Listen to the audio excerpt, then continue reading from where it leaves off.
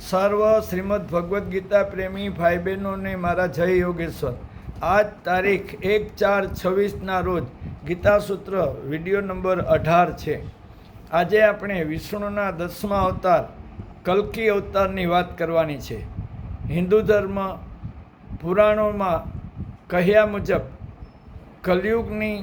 કલયુગમાં પાપ અને તેની ચરમસીમાએ જ્યારે પહોંચશે ત્યારે અધર્મનો નાશ કરવા અને સતયુગની સ્થાપના કરવા માટે ભગવાન કલ્કી પ્રગટ થશે. અવતારનો સમય કલયુગના અંત અને સતયુગના સંધિકાળમાં થશે.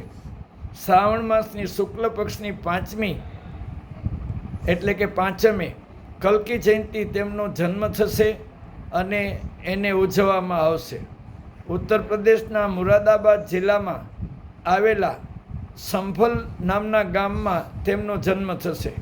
પિતાનું નામ વિષ્ણુયશ, જેઓ ભગવાન વિષ્ણુના પરમ ભક્ત અને વિદ્વાન બ્રાહ્મણ હશે. માતાનું નામ સુમતી હશે. ગુરુ તરીકે ચિરંજીવ પરશુરામ તેમને શસ્ત્ર વિદ્યાનું જ્ઞાન આપશે. કલ્કી ભગવાનનું વાહન દેવદત્ત નામનો સફેદ ઘોડો હશે. તેઓ અધર્મનો નાશ કરશે.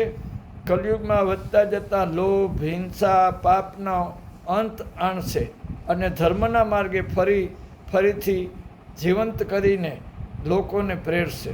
પૃથ્વી પરથી અંધકાર દૂર કરી સત્યયુગ અથવા સુવર્ણયુગની શરૂઆત કરશે.